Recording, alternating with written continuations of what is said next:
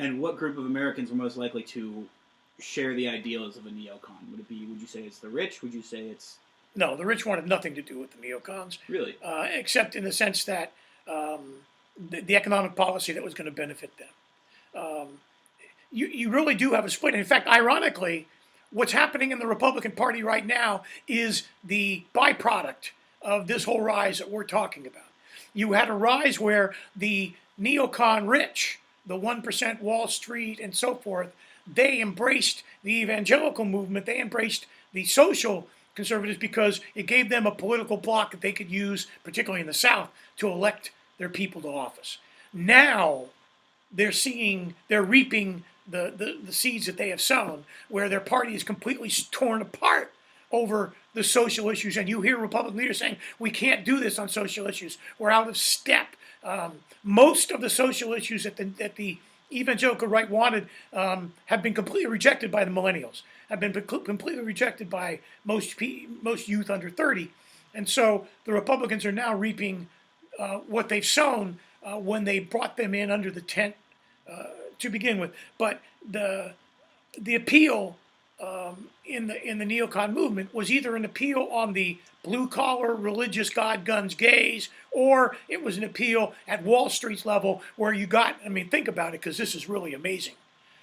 What did they get from the neocon movement? They got rid of every firewall Roosevelt ever put up to try and stop another depression from going on. They got Glass-Steagall repealed. They got limits on banks repealed. They got banks considered to be Goldman Sachs and those to be considered commercial banks.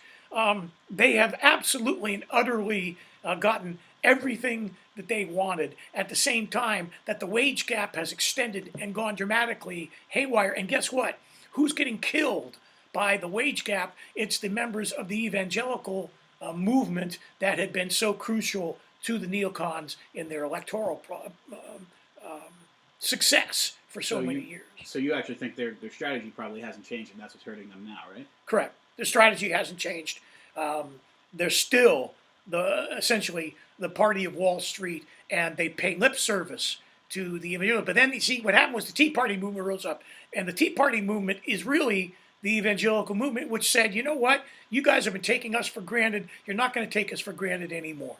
And so they arose, and now they have really split the Republican Party. Right. And finally, what do you think, without going on too long of a diatribe, what do you think the most major impacts neoconservatism has had on American politics today?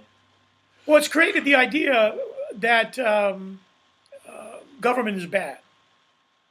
It's created the idea that government is the problem everywhere. It's created the idea that, I mean, think about it. If you look at the entire 20th century, what do we cite as the great legacies of the 20th century? It's an interstate highway system under Eisenhower that enabled our goods to get to market in a way no other country had ever had. It is the civil rights movement. It is Medicare, which when the time was introduced, 25 or more % of the population over 65 were in poverty. It is labor laws, child labor, and so forth. It's all of that. Everything that we cite as a legacy in the 20th century came through progressive movements. And there's almost nothing you can cite as a legacy of the 20th century that came from regressive politics, neocon politics, whatever you want to call it. In fact, you can look at the start with the neocons when Reagan busted the Patco Union and the labor movement's been crushed and so forth. And you can see the wage gap just gradually growing and growing and growing and growing.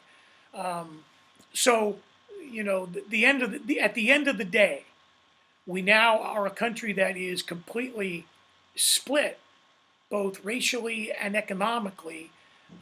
And the idea, and with that, the politics of Washington have become so polarized that you just can't get anything done. And that's the legacy of the neocon movement.